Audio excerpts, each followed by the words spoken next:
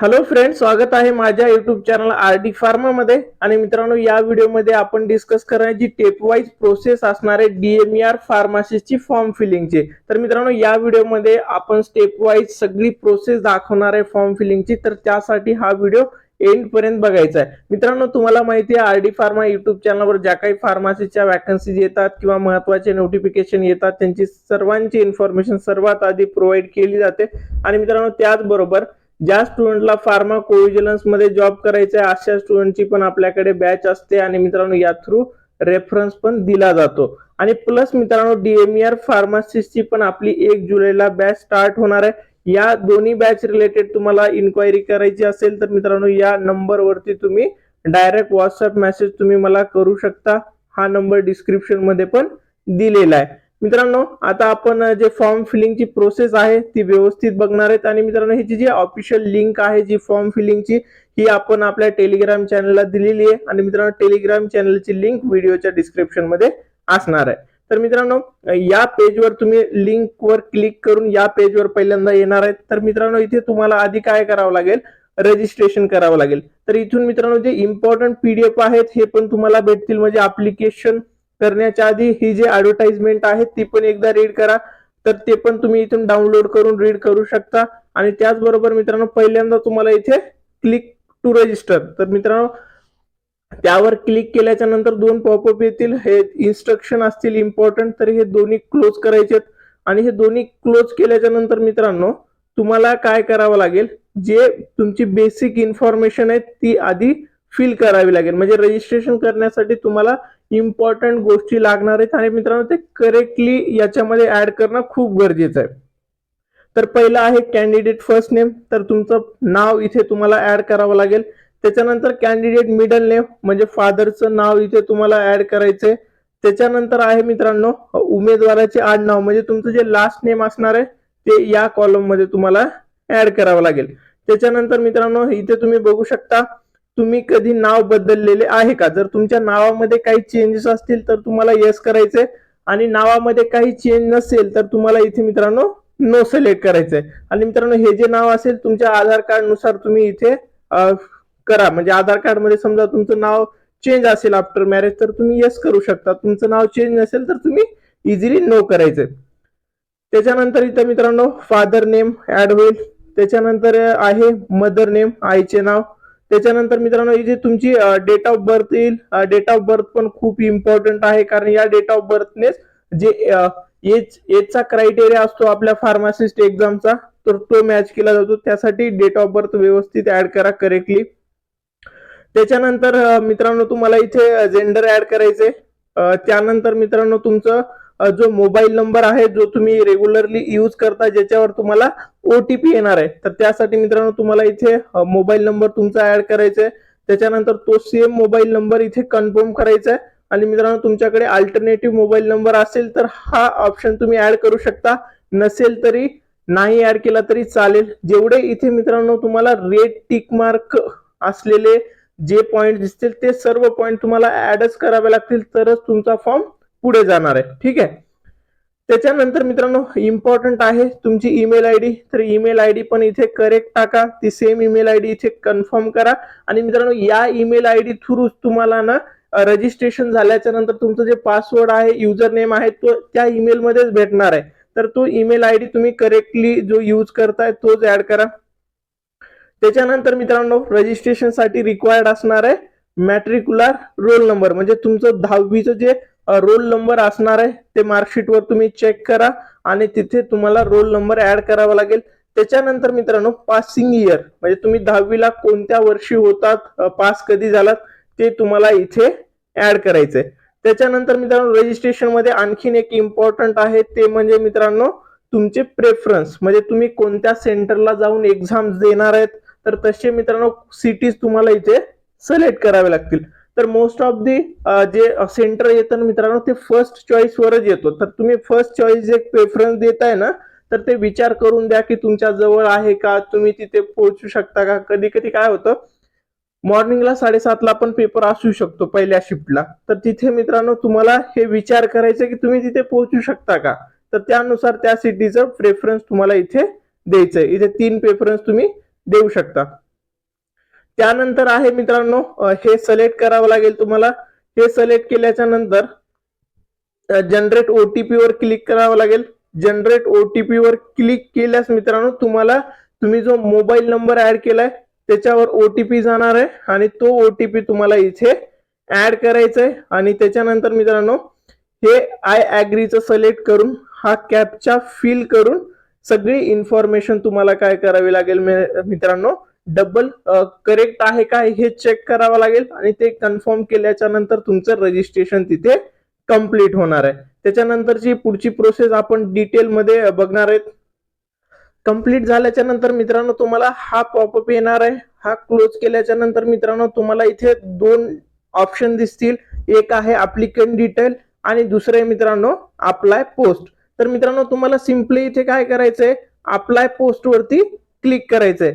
Apply post वर click केल्याच्या नंतर मित्रांनो तुम्हाला काय होईल, इथे ना युअर सिलेक्शन एक ऑप्शन दिसेल असं. तर हे युअर सिलेक्शन दिसल्याच्या नंतर इथे क्रिएट म्हणून ऑप्शन आहे.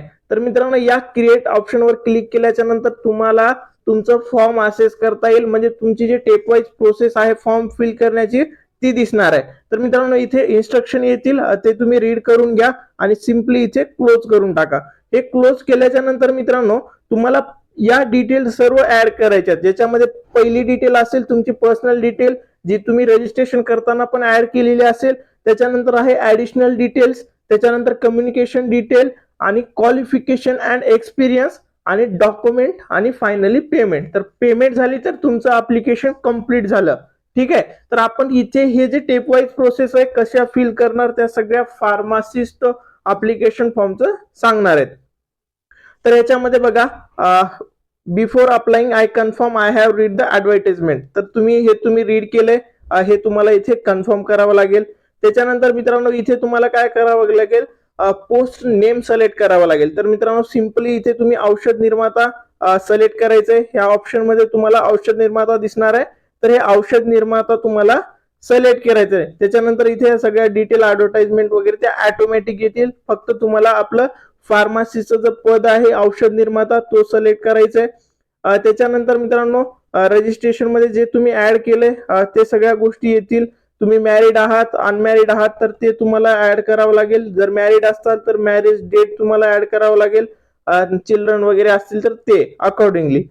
त्याच्यानंतर मित्रांनो तुम्ही इथे आणखीन बघू शकता, इथे तुमचे डिटेल्स येत आहेत आणि त्याच्यानंतर तुम्हाला जर मुले असतील तर त्याच्या रिलेटेड हा क्वेश्चन आहे ते रीड करून तुम्ही आन्सर करा तिथे येस नो. त्याच्यानंतर आहे मित्रांनो इथे तुम्ही बघू शकता तुम्ही दिलेले प्रेफरन्स ते आलेले असतील. त्याच्यानंतर आहे मित्रांनो नॅशनॅलिटी. तर मित्रांनो नॅशनॅलिटी जी आहे ती इंडियन जाणार इथे.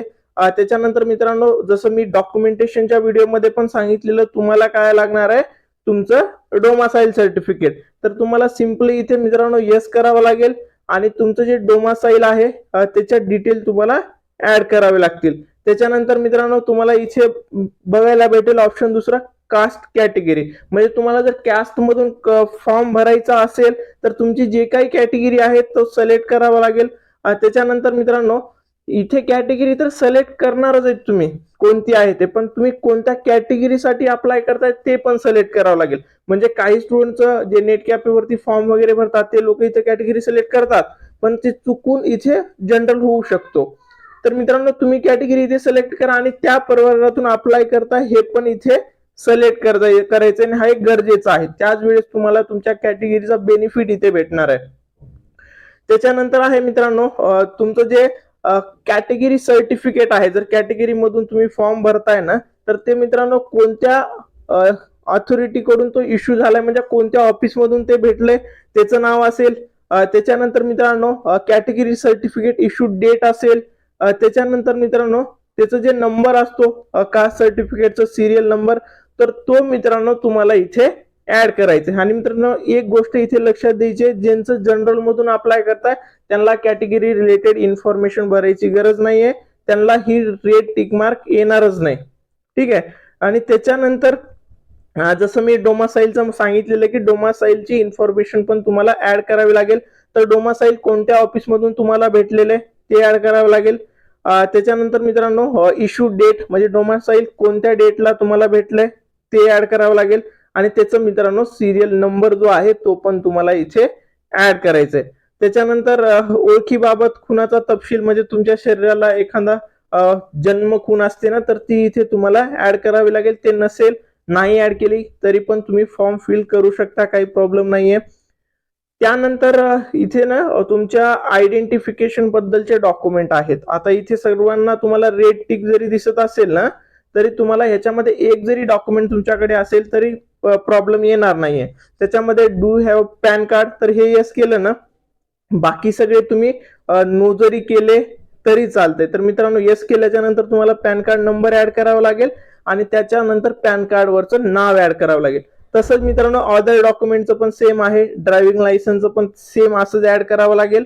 हे नो केल्यास तुम्हाला इथे काहीही ऍड करायची गरज नसणार आहे. त्याच्यानंतर सेम वोटर आयडी कार्ड, त्याच्यानंतर आहे ऑप्शन दुसरं पासवर्डचं, ते पण तुम्ही यस नो तुमच्या अकॉर्डिंगली असेल तर यस करा, डिटेल ऍड करा. त्याच्यानंतर ते अपलोड करण्यासाठी पण येऊ शकतो. त्याच्यानंतर इथे तुम्ही मित्रांनो हे सिलेक्ट करायचंय आणि मित्रांनो त्याच्यानंतर सेव्ह आणि नेक्स्ट करायचंय. तर मित्रांनो या पेजवरच्या सगळ्या ज्या डिटेल आहेत पर्सनल डिटेलच्या सर्व आपण व्यवस्थित डिस्कस केल्यात. त्यानंतर तुम्हाला सिंपली सेव्ह आणि नेक्स्ट करायचंय. त्याच्यानंतर तुमचा form additional information additional detail मध्ये मित्रांनो तुम्हाला खूप सारे येस नो क्वेश्चन असतात. तर ह्याच्यामध्ये तुम्ही ज्या क्वेश्चनला अप्लिकेबल आहात, ज्याचं तुमच्याकडे डॉक्युमेंट आहे, अशाच क्वेश्चनला येस करायचंय. अदरवाईज तुम्हाला इथे नो करावं लागेल. पहिलं तुम्ही बघू शकता, आपण माजी सैनिक आहात का, तर मी नाहीये, तर नो केलेलं आहे. तुम्ही असताल तर येस करा आणि त्याचं व्हॅलिड डॉक्युमेंट पण तुमच्याकडे असणं गरजेचं आहे. त्याच्यानंतर तुम्ही दिव्यांग माजी सैनिक आहात का, तर नाहीये, तर नो जाणार. असताल तर येस. तुम्ही इथे बघू शकता सैनिकाचे वॉर्ड आहात का, दिव्यांग सैनिक माजी सैनिकचे वॉर्ड, तर इथे तुम्ही असताल तर येस, अदरवाईज नो. त्याच्यानंतर मित्रांनो are you nominated by freedom fighter, स्वातंत्र्य सैनिकांनी नाम निर्देश पाल्य, तर हे असेल तर मित्रांनो येस करा, अदरवाईज तुम्हाला इथे नो करावं लागेल. त्याच्यानंतर मित्रांनो स्पोर्ट पर्सन डिटेल, तर मित्रांनो एखाद्या खेळामध्ये तुम्ही उत्कृष्ट आहात, त्याचं सर्टिफिकेट तुमच्याकडे असेल तर येस करा, अदरवाईज तुम्हाला इथे नो करायचंय. त्याच्यानंतर यू आर फिजिकली हँडिकॅप और दिव्यांग, जर मित्रांनो तुम्ही 40% डिझॅबिलिटी मध्ये येत असाल तर येस करा, अदरवाईज नो करायचंय. त्याच्यानंतर मित्रांनो तुम्ही आत्महत्याग्रस्त शेतकऱ्याचे पाल्य असताल तर येस करा, अदरवाईज नो करायचं इथे पण. त्याच्यानंतर तुम्ही राज्य केंद्र शासकीय संस्थेचे कर्मचारी आहात का, जर कर्मचारी असताल तर येस करा, अदरवाईज तुम्हाला इथे नो करायचं. येस केल्यास ऍडिशनल डिटेल तिथे रिक्वायर्ड असतात. त्याच्यानंतर आपण प्रकल्पग्रस्त आहात का, तर मी नाहीये, तर मी नो करणार. जर असताल तर हे करा. त्याच्यानंतर भूकंपग्रस्त आहात का, ते नाहीये, नो असेल इथे पण. त्याच्यानंतर आपण पदविका अंशकालीन कर्मचारी आहात का, असताल तर येस, अदरवाईज नो. तुम्ही अनाथ श्रेणीमध्ये येतात का, असेल तर येस, अदरवाईज नो. त्याच्यानंतर क्वेश्चन आहे, तुम्हाला कोणत्या एक्झाम मध्ये प्रतिबंध केलंय का, मला नाही केलेलं. त्याच्यानंतर कोणता फौजदारी खटला आहे का, कोणती एखादी केस आहे का तुमच्यावर, तर ते असेल तर येस करा, त्याची डिटेल. तुम्ही कोणत्या गुन्ह्यामध्ये गेलात का जेलमध्ये, तर त्याच्या रिलेटेड आहे, येस नो. त्याच्यानंतर फौजदारी खटला तुमच्यावरती कुठे चालू आहे का, तर ते येस नो आहे. त्याच्यानंतर मित्रांनो तुम्ही कुठे शांतता वगैरे भंग करून हे केलंय का, तर ते येस नो इथे जाणार आहे. त्याच्यानंतर मित्रांनो तुम्हाला कॉलेज, शाळा, विद्यापीठ मध्ये असं काही कारवाई झालेली आहे का, त्याचं इथे येस नो तुम्हाला ऍड करावं लागेल. भारतात कोणत्याही न्यायालयामध्ये आपल्यावर फौजदारी कारवाई होत आहे का, पूर्ण इंडियामध्ये कुठे तुम्हाला कारवाई वगैरे आहे का, ते येस नो इथे द्यायचं आहे. त्याच्यानंतर मित्रांनो आपल्या विरोधात विभागीय चौकशी, न्यायालयीन चौकशी प्रतिबिंब आहे, म्हणजे एखादी चौकशी चालू आहे का, तर ते पण नाहीये, त्यासाठी नो. त्याच्यानंतर सिंपली तुम्हाला सेव्ह आणि नेक्स्ट वर क्लिक करायचंय आणि तुमचं कम्युनिकेशन डिटेल इथे तुम्हाला ऍड करायचं. म्हणजे नेक्स्ट जो टॅब असेल ना, तर तो कम्युनिकेशन डिटेलचा असणार आहे. तर हे सक्सेसफुली सेव्ह झाल्याच्या नंतर तुम्हाला हा पेज ओपन होणार आहे. त्याच्यामध्ये मित्रांनो तुम्हाला तुमचा डिटेल ऍड्रेस ऍड करायचंय. म्हणजे तुम्ही कुठे राहता ह्याच्यामध्ये पहिली वजल येत जाईल. तुमचं ऍट म्हणजे एखादं गाव असेल तर ते टाका, तुमचं जे पोस्ट आहे ते टाकायचंय. त्याच्यानंतर कंट्री, त्याच्यानंतर आपलं स्टेट महाराष्ट्र, त्याच्यानंतर डिस्ट्रिक्ट आणि नंतर तुमचं पिन कोड. आणि मित्रांनो इथे तुम्हाला हे जर तुमचं परमनंट आणि करंट ऍड्रेस सेम असेल तर मित्रांनो इथे येस क्लिक करा. हा पेज कंप्लीट होईल आणि तुम्हाला सिंपली सेव्ह आणि नेक्स्ट वर क्लिक करायचंय. त्याच्यानंतर दुसरा पेज स्टार्ट होईल, तो आहे क्वालिफिकेशन आणि एक्सपिरियन्स.